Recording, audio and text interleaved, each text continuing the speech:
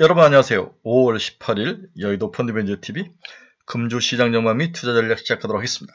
네, 아주 햇살이 좋은 5월의 아침, 주일 아침입니다. 네, 마음이 좀 무겁네요. 네, 금주시장 전망 및 투자 전략이 자료를 만들기 위해서 여러 가지 것들을 다 살펴보는 과정에 왠지 마음이 좀 무거운 마음으로 오늘 금주시장 전망 시작합니다. 일단은 결론적으로는 단기 조정의 대비가 필요하다. 네, 단기 조정이 온 것 같아요. 네, 이렇게 7부 능선에서 8부 이렇게 이제 형성되는, 지금 저는 이 정도 온 거죠. 여기 8부라고 하는데, 네, 8부 능선, 저희가 7부는 이미 통과를 했고, 8부 능선에서 조정이 한번 왔다. 에베레스트 산이 너무 가파르니까 중간에 쉬어가는 것은 당연하죠. 그리고 좀 쉬어가는 것이 오히려 더 좋은 면도 있는데, 과연 이 단기 조정이 얼마나 둔탁하게 올 것인지, 아니면 부드럽게 앓고 또 10부 능선을 향해서 갈 것인지는 미정이지만, 개인적으로 단기 조정이 온 것은 사실이다. 인정을 해야 될 것 같다. 하지만 큰 흐름이 무너진 것은 아니다. 네, 당연히 큰 흐름이 아직까지도 먹을 수 있는 부분은 남아있다.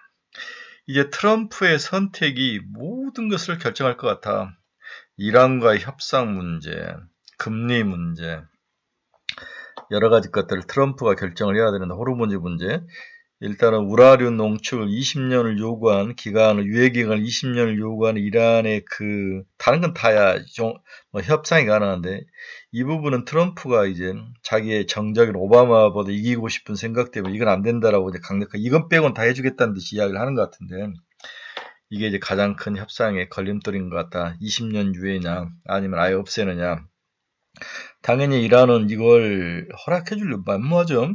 자기도 이제 힘을 다시 축적해서 이스라엘에 보복도 해야 되고, 자기 무기를 가지고 있어야 되는데, 핵이 있는 국가와 없는 국가의 차별성이 이번에 아주 크게 나타나는 것을 보여줬기 때문에, 김정은도 그렇고 이란 혁명 수비도 그렇고 핵이 모든 것의 핵심이라는 것을 정확하게 알고 있는 계기가 됐다.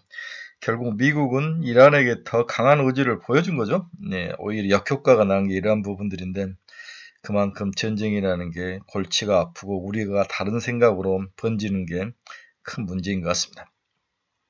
일단 트럼프의 선택이 중요한데, 트럼프는 선택할 여지가 좁아졌다. 이란을 폭격할 것 같은데, 제가 봐서 한두 번 더 폭격할 것 같은데, 그래봤자 이란이 해줄 수 있는 건 별로 없는 거죠. 20년 핵 우라늄 농축에 대한 유예 가능성은 거의 인정해주지 않을 것 같고, 이란은 이걸 지속적으로 인정해달라고 요구하고, 이게 어떻게 결정날지가 핵심인 것 같다.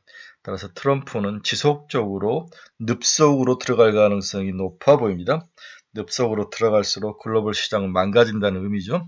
네, 해결 능력이 차츰 사라지는 트럼프를 볼 때마다 안타까운 생각이 듭니다.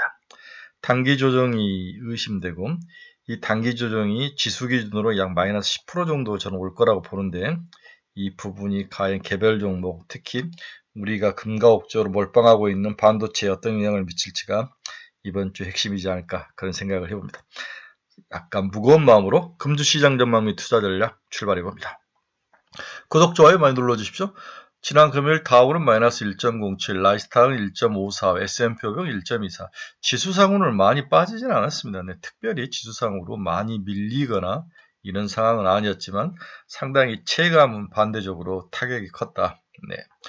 지난 금요일 미국 증시 기술주 반도체 약세 일세의 하락 마감, 대형 기술주 반도체주 약수로 뉴욕 증시가 동반 하락, 필라델피아 반도체 지수 4%대 급락, 빅스 지수도 18%까지 급등, 엔비디아, 테슬라 급락, 에너지주나 결제주가 겨우 방어를 했다. 이게 핵심이었죠. 우리가 그래프상으로 보면 나스닥 100 기준으로 뭐 거의 조금밖에 이제 조정이 안 나타나는데, 이게 두 가지 의미죠. 조정이 뭐 그렇게 강한 것 같지는 않다와, 조정이 더 적게 왔기 때문에 더 추가로 조정될 가능성, 이 양면의 칼인데, 일단은 21일 날 엔비디아 실적이 추가 방향성을 결정할 거로 보여집니다. S&P 500도 1.24밖에 안 빠졌는데 거의 조정이 거의 없는 거죠, 현 상태에서. 따라서 추가로 더 조정이 없었기 때문에 조정이 더 일어날 것인지, 아니면 부드럽게 이걸 이기고 다시 올라갈지는 엔비디아가 결정을 할 것이다. 네, WTI 선물은 4.2% 올랐습니다. 105.42까지 다시 올라가는 모습. 미국 달러 지수도 99.2 거의 100까지 올라가죠. 이제 금리가 상승하면서 금리 인상 가능성이 나타나니까 미국 달러가 강세로 돌았습니다. 반대로 달러가 강세면 반대편에 있는 이머징 통화들은 약세가 될 수밖에 없죠. 네, 원화 약세가 시장에 1,500원대를 뚫고 올라올 것이다. 네, 원달러가 1,497원까지 왔는데 1,500원대까지 올라올 가능성이 높아 보이면 그렇다면 주식은 안 되는 거죠. 네, 엔비디아도 4.42%는 하락했습니다. 225달러. 테슬라도 4.75%. 마이크로는 6.62, 샌디스크도 6.62%로 폭락하는 모습이 나타났죠. 인텔도 6.18%나 폭락하는 모습. 인텔은 약간 헤드앤숄더 모양 나오는데 100달러를 지키느냐가 중요할 것 같아요. 자, 첫 번째 금주 시장 전망 한번 봅시다. 일단 금리가 모든 것을 결정한 하루였다. 초반기에는 H200을 중국이 풀어주면서 반도체 가격이 흔들릴 수 있다. 중국의 범용 반도체가 한국 시장에 반도체 수익을 가져가는 이게 이제 핵심이었다가 갑자기 이제 금리가 오르고 이러한 것들이 더 크게 작용을 한 거로 이제 금요일 시장 끝나고 분석이 되는데 일단 금리부터 살펴봅시다. 금리가 큰 문제인가? 핵심을 요약하면 이번 금요일 시장은 물가가 재상승, 유가가 폭등하고 페드의 금리 인상 우려가 커지고 국채금리 10년짜리가 4.5%를 돌파로 이어지며 매크로 악재가 터지면서 그간 시장을 주도하면서 버텼던 AI 빅테크 랠리에서 차익 실현 물량이 폭발을 시켰다. 이게 주가 급락의 원인이었다는 거죠. 특별하게 우리가 뭔가를 더 이야기할 사항은 아닙니다. 이미 다 아는 이야기들이죠. 그럼 다시 한번 금리가 상승한 이유를 한번 살펴봅시다. 2년짜리가 4.08에서 4%를 넘어서버렸습니다. 네, 9.22bp 상승. 10년짜리가 4.59가 우리가 금가옥조로 생각했던 4.5를 넘어서서 13.6bp나 상승했는데 20년과 30년은 이미 5%를 넘어선 지가 좀 며칠 됐죠. 금리 상승이 시작 충격의 핵심 요인이다. 네, 금리 이야기는 뒤에서 좀 더 달아드리겠습니다. 자, 그러면 이렇게 금리가 상승한 이유는 첫째는 인플레이션이 CPI, PPI가 두 개 원투 스트레이트로 둘게 팬 거죠. 또 유가가 100달러를 통과하면서 인플레이션에 큰 위협을 가하고 그 다음에 패드가 그나마 중립을 유지하다가 이제 금리 인상 가능성을 재점화시켰다. 케빈 홀씨가 등판하는데 상당히 뭔가 움직일 수 있는 여지를 폭을 줄이면서 금리가 인하나 동결해서 인상으로 변하는 그 변곡점. 이 변곡점 때 가장 주가에 영향을 많이 미치죠. 네. 올라가다가 내려갈 때 많이 주가가 올라가고 금리가 내려가다가 행보하다가 상승을 올라갈 때 이때는 또 주가가 가장 많이 하락하는 그 변곡점. 이 변곡점이 굉장히 중요하죠. 주식은 미분이라고 그랬죠. 여기에 미중 정상회담이 아무것도 소득이 없었던 점, 다음에 미국의 재정적자 확대가 지속된 점, 또 어떤 분들은 일본의 인플레이션 상승과 일본의 금리 인상이 간접적으로 미국 금리에 악영향을 미쳤다고 보는 사람도 있습니다. 일본은 최근 소비자 물가지수가 1.9에서 2.8%로 엄청 오르죠. 그렇다면 일본의 금리가 지속적으로 오르는데 금리를 올릴 수밖에 없는 그런 상황, 이것이 결국은 미국의 금리를 올리는 연계 플레이로 서로 엮여 있는 거죠. 우리가 두려워하는 것은 일본이 금리를 2027년만까지 기준금리가 지금 0.7인데 이걸 2%까지 올린다고 가정을 하면 이게 항상 선반영되지 않습니까? 엔캐리드 트레이드 자금이 미국으로 글로벌 시장으로 나가 있던 것들이 일본으로 환류했을 때 결국은 이들이 다 투자했던 주식시장을 건든다는 거잖아요. 엔캐리드 트레이드 자금의 흔들림. 이러한 리스크들이 숨겨져 있다. 그래서 어떤 애널리스트는 일본의 CPI 상승이 오히려 더 미국 금리 상승의 원인이 된 게 아니냐 이렇게 보는 시각도 있습니다. 일반 10년짜리 금리가 2.706까지 상승하는 모습. 네, 거의 1.5에서 최근 1년간의 모습이고 독일 10년짜리도 3.45까지 왔습니다. 네, 거의 2%대 중반에 있다가 3.15까지 올라오는 모습 3.15. 미국 금리 상승과 주가 하락의 직접적인 관계. 네, 결국은 금리 상승은 아시다시피 우리가 이제 주가라는 것은 미래 가치를 1 플러스 R로 나누는 거잖아요. 1 플러스 R의 N승으로 나누는 건데 이 R이 올라가면 프라이스가 내려가죠. 네, 이 R의 움직임 이렇게 이해를 하시면 될 것 같아요. 이건 너무나 잘 아는 이야기입니다.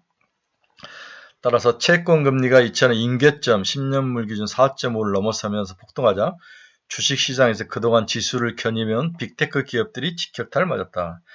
이들이 이제 돈을 차입해 와서 투자를 하고 있다는 게 큰 문제죠. 카펙스 투자. 네. 기술주, 성장주, 미래가치 할인, R이 움직이면서 가격을 내리고 있다. 밸류에이션의 가치를. 다음에 금리가 상승하면 돈이 주식시장에서 이제 채권시장으로 빠져나가는 것은 당연한 이치죠. 또한 기업의 비용 부담이 올라가고 이것이 차익 실현의 빌미를 제공하고 있다.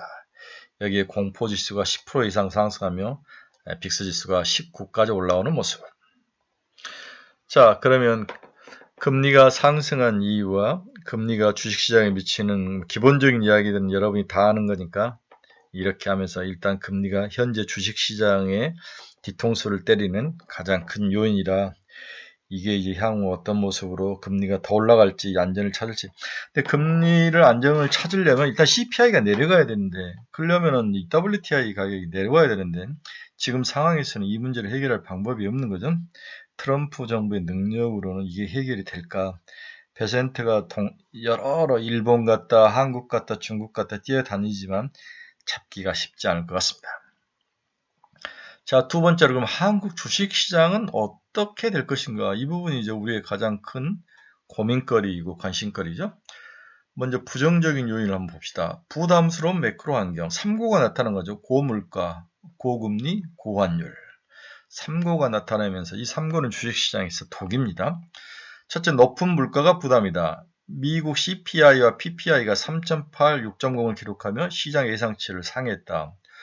호르무즈 해협 봉쇄가 지속되는 가운데 국제 유가가 높은 수준이 유지되고 있으며 단기간 내 물가 하락을 기대하기는 어렵다. 이로 인해 기준금리 인하 가능성이 약화되고 글로벌 국채금리도 강세를 나타내고 있다. 금리가 상승했다는 거죠. 다만 미중 정상회담이 그나마 큰 갈등 없이 끝난 건 다행이지만 이게 시장을 안정시키는 역부족이었다.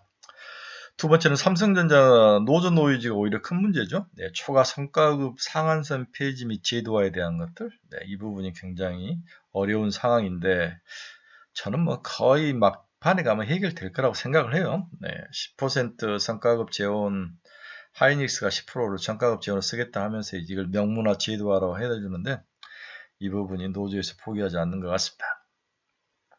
세 번째는 반도체 가격이 소폭 조정 가능성이 있다. 중국에게 H200을 풀어주면서 대신 중국의 범용반도체 DDR4 같은 사우디가 중저가가 들어오는 것을 막지 않겠다 이 이야기인데 이게 한국 시장에 영향을 미쳤는데 반도체 가격이 어떻게 움직일지 한번 봐야 될 것 같아요. 5월 11일 한국 수출액 잠정치가 확인이 됐는데 나쁘진 않았습니다. 연초 이후 메모리 가격 상승을 기반으로 메모리 반도체 수출액은 양호한 흐름을 나타냈다. 2월에서 4년 전년 동월비 YOY로 DRAM은 354%, 262, 340. 2월은 YOY로 354, 3월은 262, 4월은 340% 올랐던 거죠. MCP는 247, 123, 187, 랜드는 463, 360, 289 엄청나게 올랐다는 거죠. SSD도 당연히 올랐 거죠. 이제는 전년 YOY가 중요한 거라 전년 동월비가 중요하다. 지난달 대비 반도체 가격이 어떻게 됐는지 전월 대비 증가세를 계속 유지할 수 있는지 이 부분이 중요하다는 거죠. 근데 현재 이 부분을 보니 살짝 금이 가기 시작했다. 최근 들어서 반도체 가격이 이게 현물가도 살짝 꺾이죠. 네. 그 다음에 이게 고정가도 더 완화로 네, DDR 16GB 약간 이게 현물가가 살짝 흔들리는 모습, 고정가도 뭐 크게 움직이지는 않고 있는 모습, 일단은 살짝 멈추어가는 듯한 느낌? 이런 느낌이 나는 거죠. 다음에 낸드 가격은 빠지기 시작한 모습이 나타나네요. 네, TCL과 QLC, 1TB 현물 가격이 살짝 하락하는 모습은 시장에서 계속 올라가다 절대 가격이 중요한 게 아니라 항상 변동률이 중요하기 때문에 이런 것들도 시장에서 좀 지켜봐야 된다. 계속 반도체 가격이 우상향하지는 않는다. 이 부분이 시장에 좀 악영향을 미칠 수도 있다는 생각이 드네요. 네, 부정적인 요인은 금리가 올라가고 반도체 가격이 살짝 흔들리고 삼성전자 노조가 시간을 끌고 있고 트럼프는 문제를 해결할 능력이 약해 보이고 그 다음에 금리 상승과 여러 가지 것들이 주가에 이제 주가도 거의 팔부등선을 올라오면서 차익에 대한 욕구들이 생기면서 이게 섞여서 나온다. 이 모든 것들이 이제 부정적인 요인으로 금요일 날 한국과 미국 주식시장의 모습으로 나타난 거죠.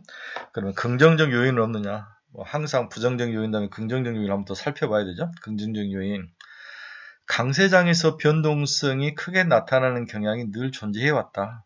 과거에도 마찬가지로 항상 이렇게 일직선으로 우상향을 하지 않았던 거죠. 이런 식으로 이제 우상향을 하는 게 이제 일반적인 건데 항상 이렇게 하락하는 모습이 있었다. 현재 2026년 코스피 예상 수익이 689조, 27년은 853조까지 증가할 것이다. 그런데 이러한 내용은 이미 주가에 반영이 됐다고 봐야 될 것 같아요. 2010년 이후 코스피 평균퍼는 9.96배, 26년 말까지 2027년 순이익을 지수로 선반영한다면 9.96배, 이것을 기준으로 했을 때 시가총액이 8,449조 원. 이게 이제 9.96배가 되는 거죠. 네. 850조 곱하기 9.96배 하면은 8,499조가 시가총액 예상 시가총액. 이것을 지수로 보면은 10,000포인트가 넘는 수준이라는 거죠. 네. 단순하게 계산하면 아직도 한국 코스피는 올라갈 룸은 충분히 있다. 이렇게 보는 게 맞을 것 같아요. 그래서 8분 응선인지 10분 응선은 지금 아니다. 퍼 리레이팅을 가정하지 않더라도 현재 이익 추정치가 현실화될 경우 코스피는 만시대로 진입할 수 있다. 물론 지금과 같은 고유가 고금리가 기업 이익이 예상대로 증가할 수 있을까? 이 부분에서 이제 의문점이 있는데 이게 크게 손상되지 않는다면은 10,000포인트, 살짝 디스카운트 하면은 8,000에서 8,500, 이 정도가 꼭지점이 되지 않을까 그런 생각을 해봐야 되는 거죠. 유가와 금리가 더 폭등을 한다면 전쟁으로 가격 급등이라는 점에서 현재 유가 수준은 중장기적 추세 상승보다는 단기 오버슈팅일 가능성이 높다. 전쟁으로 인해서 유가가 올라갔으니까 전쟁이 멈춘다면 유가는 조금 하락할 가능성이 있기 때문에 유가로 인해서 기업들의 실적이 계속 지속적으로 손실, 희석이 될 가능성은 낮아 보인다. 이렇게 보는 측면도 있습니다. WTI 가격 상승률보다 S&P 500 테크 섹터의 카펙스 증가율은 여전히 높고 이 부분이 너무 중요하죠. 네. 현재 S&P 500 테크 기업의 섹터의 카펙스 증가율은 80%, WTI 가격 증가율은 63%. 즉 카펙스 증가율이 WTI 가격 증가율을 능가하고 있기 때문에 이게 무너지지 않는다면 순이익 추정치도 상향 조정되는 것은 당연하죠. 따라서 향후에 S&P 500 테크주가 무너지려고 하면 이 카펙스 증가율이 WTI 증가율보다 낮아지거나, 그렇죠? 코스피 반도체 순이익 추정치가 하향 조정될 때 이익 증가를 기반으로 한 현재의 지수 상승은 그때 멈출 것이다. 따라서 WTI 증가율이 올라오면 그 부분을 인정한다. 대신 카펙스 증가율이 그것을 능가하고 무너지지 않는다면 8분 능선을 지나서 10분 능선까지 충분히 갈 수 있다. 따라서 카펙스 증가율을 지속적으로 살펴봐야 되는데 이게 금리와 함수라는 거죠. 네. 금리가 올라가면 카펙스 증가율을 지속시킬 수는 없다. 코스피 상승이 삼성전자와 SK 하이닉스를 중심으로 진행되면서 쏠림의 심화도 고민이 될 수 있다. 하지만 우리가 대만 TSMC를 한번 봅시다. TSMC의 영업 이익률하고 대만 증시내에 그 차지하는 비중을 한번 보면 이것도 굉장히 중요하죠. 이것이 대만 가권 지수 내 TSMC에 차지하는 비중이 43%이고 또 대만 가권 지수 내에서 TSMC의 수익률이 차지하는 비중도 44%, 거의 비슷하게 움직인다는 거죠. 그래서 대만 지수에서 가권 지수가 TSMC가 차지하는 비율이나 수익이 비슷한 비율로 움직이는데 우리나라 삼성전자와 SK 하이닉스를 보자는 거죠. 삼성전자와 SK 하이닉스를 보면은 아직까지는 충분히 더 상승할 여력은 있다. 이렇게 보는 게 맞을 것 같아요. 삼성전자와 SK 하이닉스의 코스피 내 시총 비중은 48%까지 올라왔지만 영업이익이 72%라는 거죠. 네. 전체 코스피 영업이익의 72%를 삼성전자 SK하이닉스인데 시총 비중이 48%니까 대만 TSMC의 예를 들어도 상당히 더 코스피 내에 차지하는 비중이 더 올라가야 된다는 거죠. 네, 이 부분이 우리가 TSMC를 통해서 한국 주식시장의 반도체 투톱의 위상이 어떤 모습인가를 알 수 있을 것 같아요. 대만 갖고 지수를 봤죠. 네. 자, 기업의 이익과 버블 붕괴의 시사점은 2000년도 사례를 우리 시스코 시스템을 통해서 볼 수 있다. 그때 시스코 시스템이 마이크로소프트와 GE를 제치고 시가총액 1위를 냈는데 이때 시스코 시스템이 마이크로소프트와 GE의 수익률의 20%밖에 안 냈다는 거죠. 네, 28%에 불과한 수치였다. 네. GE 순이익의 20%밖에 안 냈고 마이크로소프트 28%가 안 됐다. 이는 어떤 시대의 변화, 기술의 변화 때문에 올라간 거지 영업이익률 때문에 무너진 건 아니라는 거죠. 네, 시스코 시스템의 약점은 영업이익률이 그걸 받쳐주지 못했기 때문에 무너졌다는 거죠. 하지만 삼성전자와 SK하이닉스는 영업이익률이 충분히 받쳐주고 있기 때문에 시스코 시스템과는 다른 거다, 케이스다, 이렇게 이해를 하시는 게 편할 것 같아요. 결론적으로 우리가 예를 많이 들고 있는 시스코에는 수익이 뒷받침 없이 기대감으로 오른 케이스다. 네. 2000년 테크 버블의 종료는 이익 규모와 상관없이 주가 과열로 나타나는 거다. 지금은 이익이 이를 뒷받침해주고 있기 때문에 과열이 되더라도 충분히 과거처럼 무너질 상황은 아니다. 이런 것들을 꼭 머릿속에 기억을 하셔야 됩니다. 그래서 다시 정리하면 반도체 투톱이 코스피에서 차지하는 영업이익 비중이 72%인데 시총은 48%밖에 안 된다. 더 상승할 가능성이 충분히 있다. 이렇게 봐야 될 것 같습니다. 네, 결론 들어갑시다. 8부 능선을 넘어선 국내 주식시장은 새로운 도전에 직면해 있다. 일단 시장의 긍정적 요소였던 반도체 시장에서 흔들거림이 나타났다.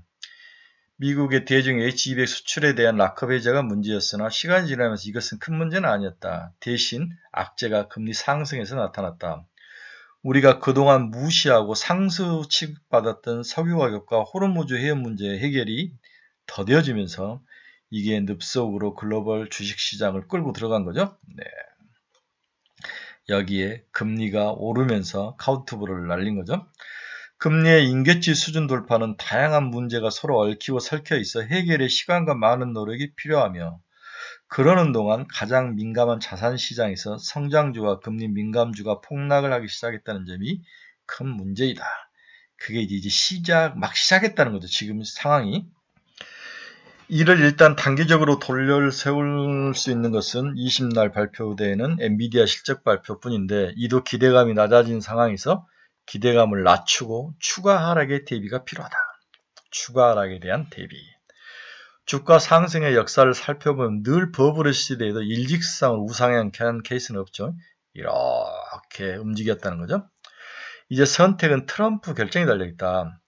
이란을 추가로 폭격할지 협상을 할지 봐야 되는데 우라늄 농축 20년 유예는 이란이 주장하는 것은 트럼프가 받아들이기 힘들기 때문에 뭔가 무력 시기가 한번 있을 것이다. 그렇다면 주가는 폭락에 한 번 더 불을 꼈는 거죠. 네.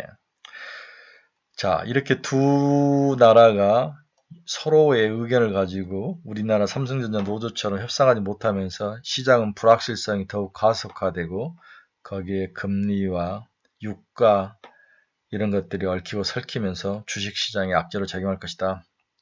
그 사이 경제는 망가지고 센트는 무너지며 매도가 매도를 부르는 단기 회오리 바람 속으로 시장이 들어갈 것 같다. 특히 이제 한국의 ETF가 가장 큰 문제로 떠오릅니다.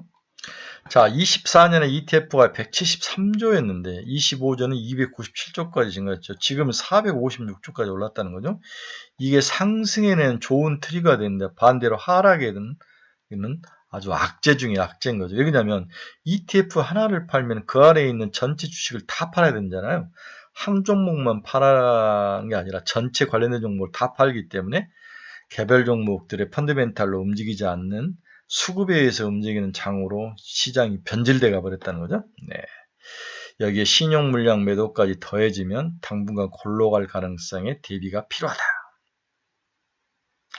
결론적으로 30% 현금이 필요하고 주가 지수는 꼭대기에서 10% 정도 더 지수가 추가 하락할 가능성이 있기 때문에 여기에 대한 대비가 좀 필요하지 않나 그렇게 결론을 내봅니다.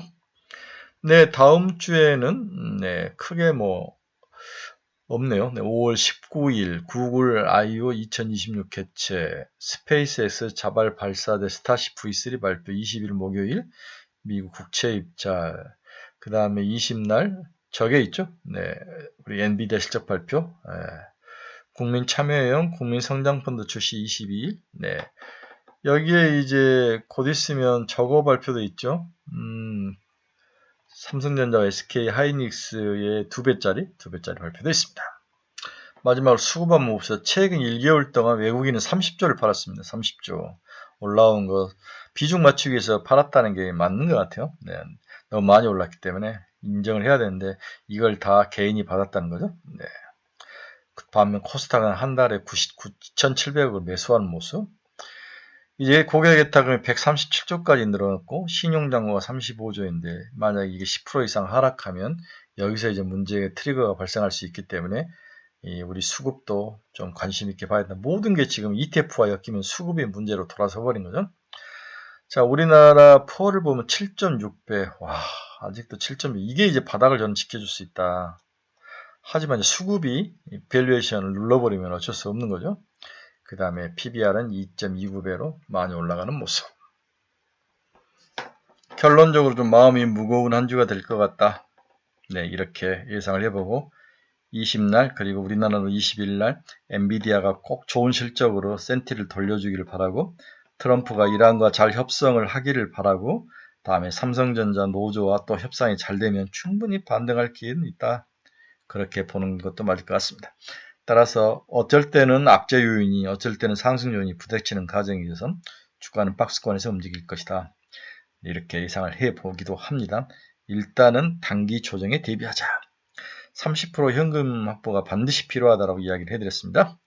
그냥 월요일날 이제 장 열리면 하락할 거예요. 그럼 화요일 정도에 다시 올라올 수 있기 때문에 월요일날 팔지 말고 화요일이나 수요일날 반등해서 올라오면 그때 현금 30%만 들고 가자. 이렇게 보시면 될 것 같습니다. 여러분 중에서 투자의 방향을 잃어버리거나 종목 상담이 필요하시거나 관심종이 필요하신 분은 제 카페 주소 치고 들어오시기 바랍니다. 네, 유로 카페니까 신중히 생각하시고 들어오시면 같이 고민하고 같이 방향성을 잡고 나가보도록 하겠습니다. 네, 주말 아침입니다. 오후도 잘 지내시고 이럴 때일수록 운동 많이 하시고 즐겁고 행복하게 억지로 웃으면 또 삶이 또 바뀌더라고요. 네. 인생은 practice, 사랑도 연습이 필요하고 행복도 연습이 필요하고 긍정적인 마인드도 연습이 필요합니다. practice. 부정적인 사람을 멀리하고 긍정적인 생각을 하는 것도 좋은 전략일 것 같습니다. 네, 여러분 감사합니다. 즐겁고 멋진 한 주 되시고 저는 화요일 새벽에 뵙도록 하겠습니다. 감사합니다.